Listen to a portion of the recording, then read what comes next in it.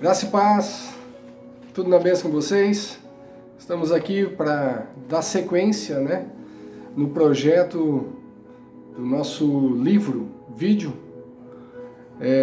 Nós estamos narrando a nossa história e no primeiro capítulo nós começamos narrando como foi que nós nos conhecemos e a partir desse momento a história avança. E um detalhe que eu não coloquei no vídeo anterior é o título desse livro. E quando nós fomos escrevendo esse livro, com o intuito de mandar para uma gráfica, orando, o Senhor me deu um título: Vivos no Vale. Ele tem tudo a ver com a nossa história, que começa no Vale do Itajaí. Nós morávamos em Blumenau, e ali naquela mesma região foi onde aconteceu o grave acidente em 2000, que mais à frente, nos próximos capítulos, você vai saber. E foi ali, no vale, onde na verdade o Senhor fez um grande livramento. Por isso, vivos no vale, E realmente só o Senhor para nos manter vivo nos vales pelos quais nós passamos nessa vida. Hoje, para dar início, eu quero começar com o Salmo 1, para dar base a isso que vamos narrar, porque hoje nós vamos entrar numa parte dessa história que esse texto realmente ele me marcou muito e tem tudo a ver com o que aconteceu. Então, o Salmo 1, o verso 1 diz: Bem-aventurado o homem que não anda no conselho dos ímpios, não se detém nos caminhos dos pecadores, nem se assenta na roda dos escarnecedores. A diferença de quem caminha com o Senhor é que realmente discerne esse ambiente por onde ele trafega. E faz toda a diferença para que realmente as coisas do Senhor possam vir à existência sobre a minha vida e a sua vida. É o ambiente por onde a gente trafega, por onde a gente caminha, as companhias, as influências, o que realmente agora faz a diferença na minha vida e na sua vida, a partir do momento que o Senhor realmente reina sobre nós e Ele passa a ser o tudo, o centro da nossa vida. Então hoje a história ela segue a partir do momento em que, no capítulo anterior, a irmã da Sandra então tendo um sonho, uma revelação do Senhor naquele sonho, traz à tona algo que eu estava tentando viver, que eu estava tentando aparentar, mas que não era real para mim. Então eu disse que viver uma religiosidade é um peso, é um fardo, e realmente o é. Mas em Cristo tudo é diferente. A partir desse momento, quando então esse sonho traz à tona o que eu, imaginando, pensando que poderia escarnecer, que poderia fazer de conta de que realmente Deus era Deus sobre a minha vida, ali eu disse que, e o texto fala lá em Gálatas 6,7, que aquilo que o homem semear ele vai colher. Deus não se permite escarnecer, e a minha colheita veio logo em seguida, porque então a Sandra toma uma decisão. Na semana seguinte, quando nós estamos num domingo no almoço, era praxe, a gente almoçar junto na casa dos pais dela, e depois a gente ir para uma varanda que tinha nessa casa, algo que tinha, em Blumenau ainda existia muito nessa época, a casa com varanda, e nós íamos para essa varanda, era um lugar onde a gente passava os nossos domingos, o nosso namoro, as nossas conversas, e aquele era um cantinho muito especial para a gente. E só que nesse domingo, especialmente, foi tudo diferente, Porque eu imaginava que ia ser uma tarde agradável, que de repente a gente poderia aparar algumas arestas depois daquele momento em que Deus traz esse sonho à tona, revelador para a irmã dela. Não, foi muito pelo contrário. A conversa da Sandra era sempre em torno das coisas do Senhor. Ela estava apaixonada, e como continua sendo, graças a Deus, apaixonada pelo Senhor. Então ela cheia de Deus e falando das coisas do Senhor, e eu não aguentava mais.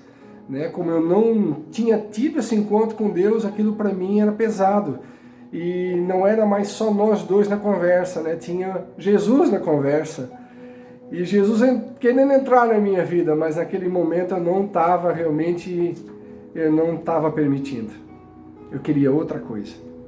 A conversa vai se desenrolando entre nós à tarde, e eu disse: mas você só fala de Jesus agora? E ela disse: eu falo do que eu estou cheia. Só que eu estou entendendo algo, ela disse. Tá difícil para a gente caminhar junto, porque realmente nós estamos vivendo lados opostos. Eu estou buscando os caminhos do Senhor e as coisas de Deus, e você está num caminho totalmente oposto. E eu vejo que realmente isso você não está conseguindo viver. E eu disse, não, realmente não estou conseguindo. E aí se faz um silêncio.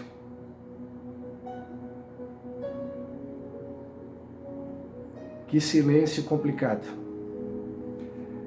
E depois do silêncio, ela vem com uma fala muito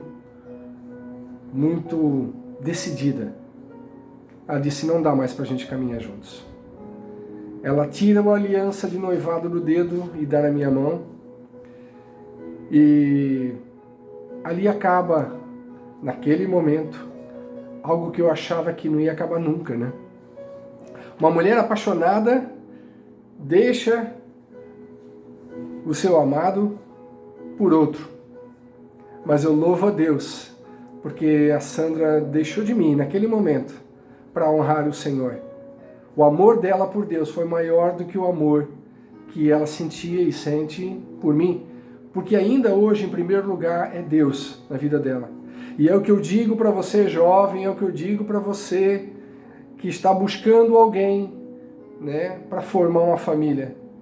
Se essa pessoa que você está buscando, ela amar em primeiro lugar a Deus, você vai ter uma pessoa especial do teu lado. Porque daí você pode ter certeza que depois de Deus você vai ser a pessoa mais preciosa para ela.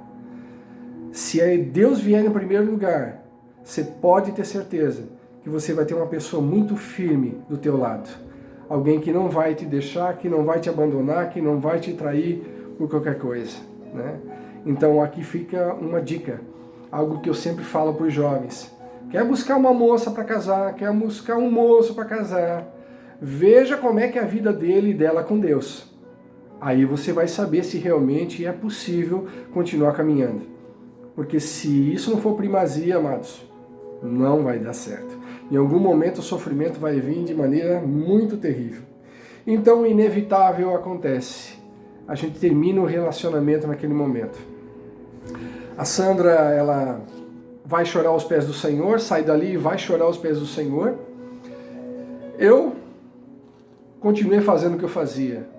Eu fui buscar na bebida, nas mulheres, nas boates, nas danceterias, aquilo que eu achava que completava a minha vida. Mas o tempo foi passando e tudo foi se mostrando que realmente quem estava certa era ela. Porque cada vez que eu a via, ela estava cada vez mais linda, cada vez mais cheia de Deus. Não era só beleza física, era algo que emanava dela, que era o Senhor na vida dela. E é isso que o crente em Cristo Jesus tem que emanar, essa beleza de Cristo, né? E não coisas aparentes. Então ela emanava isso, e eu cada vez mais perdido. E eu cada vez mais triste, e eu cada vez mais vazio. E era algo que acontecia muito comigo em vários momentos. Mesmo quando estava com ela, em dados momentos eu me sentia frustrado e vazio, e até em momentos que eu ficava muito entristecido, eu dizia, mas o que você tem? Se eu tenho um vazio, eu não sei, eu olho para o futuro e eu não vejo nada. Eu não consigo me ver no futuro, eu não sei o que é isso. Era um vazio, amado. Vazio que muitas e milhares de pessoas, de jovens, talvez pessoas que você conhece, sentem. Mas que não vão se preencher com coisas, não vão se preencher com bebida, não vão se preencher com noitada, não vai se preencher com sexo, não se preenche com droga. Esse vazio do tamanho de Jesus. E o momento que você entender e permitir ele entrar, isso vai ser preenchido, amado, e o vazio vai embora.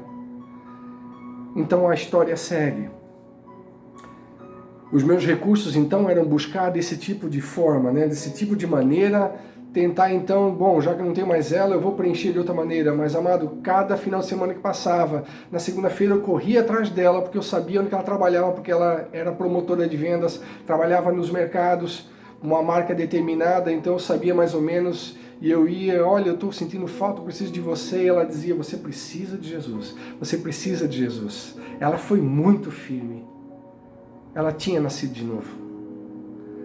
E lá ia eu, cabisbaixo, embora, não entendendo nada. 9 meses se passaram, foi realmente uma gestação. 9 meses se passam.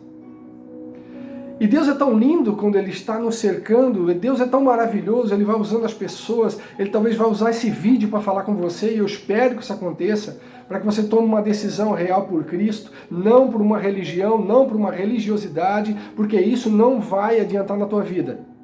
Cristo Jesus.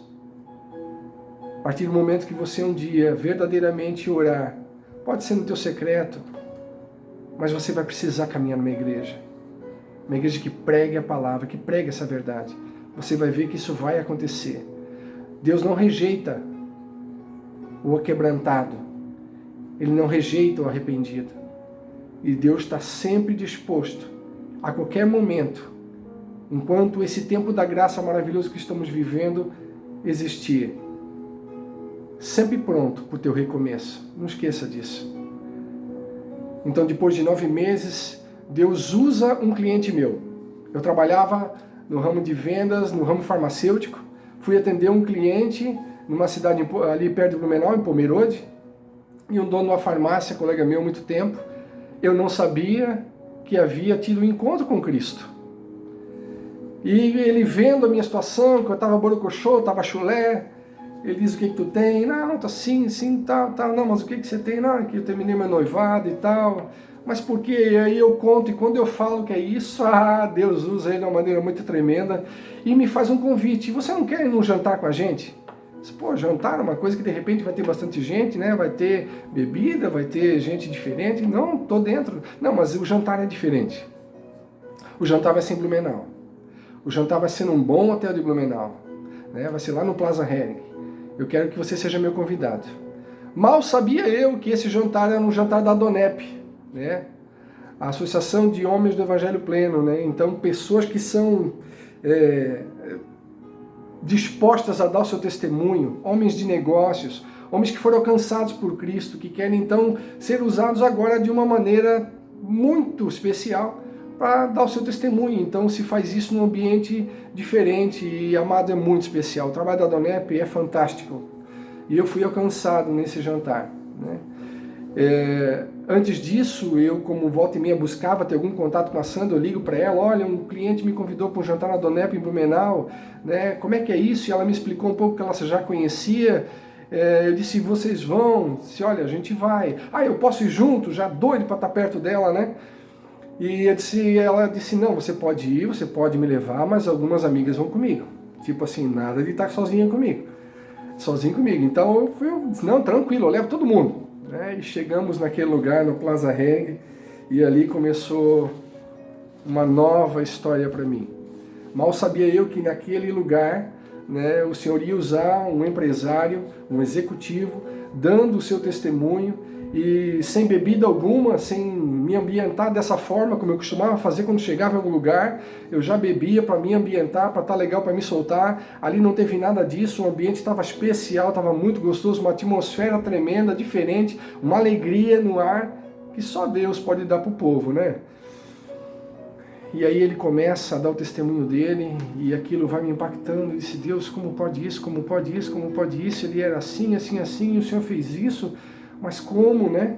E eu olhava para o lado, mas não tinha bebida nenhuma, e aquela coisa, e daqui a pouco vem o jantar, e a gente janta, aquela alegria toda, e a gente então vai para casa, e Deus trabalhando dentro de mim, e aquilo era Deus movendo, mano, era Deus movendo, e quando Deus alcança, quando Deus faz, é tremendo. E quando eu deixei ela em casa, eu disse: o que tem amanhã? O que tem amanhã? O que vai acontecer amanhã? Amanhã é sábado. Amanhã tem culto de jovens. Aí eu quero ir no culto de jovens. Será que eu posso? Pode. Amados, eu fui para casa, depois de deixá-la ali, algo que era costumeiro eu fazer, sair dali na sexta-feira à noite e ir para uma balada. E fazer festa até de manhã. Eu não quis ir para lugar nenhum, eu quis ir para casa, eu quis ficar degustando aquilo que eu vi, aquilo que eu comi lá, do testemunho daquele homem. E adormeci assim, acordei feliz, ansioso para que chegasse a noite, para que eu pudesse ir então para a reunião de jovens. E eu fui, a reunião de jovens foi maravilhosa, foi gostoso demais. E quando eu levo ela para casa depois do culto jovem, eu disse: o que tem amanhã? O que tem amanhã? E ela disse: amanhã tem culto da família. Se eu posso ir? Claro que você pode. E como eu costumo dizer hoje, eu estava aleluiado sem saber, e eu quis ir nesse culto então no domingo. E ali, amados, nesse domingo, Deus usa o servo do Senhor, que hoje já está na glória, pastor José Silva, um homem precioso de Deus, com um chamado lindo na área social, fez um trabalho lindo em Blumenau, deixou lá uma casa de recuperação maravilhosa, né? Jovens Livres construída. Eu tive o privilégio, porque Deus tocou no meu coração, toda a ferragem que eu tinha para fazer a nossa casa. Um dia num culto Deus fala comigo e Ele disse: doa toda essa ferragem para começar o centro de reabilitação, que eu vou te dar uma casa. E naquela época nós já estávamos organizando para casar e eu falo isso passando, ela disse: Deus falou, faça. E hoje a gente faz parte disso também, então louva a Deus. Mas naquele domingo o servo do Senhor usa um texto muito especial, usando novamente que o apóstolo Paulo, ele usa o texto de 2 Coríntios, no capítulo 4, no verso 7, que diz: temos, porém, este tesouro em vasos de barro, aleluia, para que a excelência do poder seja de Deus e não de nós. Para que toda a glória seja do Senhor, para que tudo seja dele, nada seja nosso. Ele usa a nossa fragilidade para isso. E aquele servo de Deus usa um título: quem quer ser vaso de honra na casa de Deus ou vaso de desonra? E a ministração começa. E Deus usa ele de uma maneira tremenda. Queridos, no próximo capítulo a gente continua falando disso. Mas esse texto, ele é tremendo na minha vida, porque foi um divisor de águas ali, onde eu pude entender realmente que Deus tem um propósito maravilhoso com a nossa vida e com a nossa eternidade. Deus tem algo para você que começa agora e continua na eternidade. Continua. Pare para pensar. Nós não fomos chamados apenas por uma vida de alguns anos, algumas décadas sobre essa terra. Deus nos chama para a eternidade com Ele. Em nome de Jesus, que esse 2º capítulo possa ter edificado a sua vida mais um pouquinho. Compartilhe esse vídeo se você acha que pode edificar alguém. E Deus te abençoe. Até a próxima. Shalom.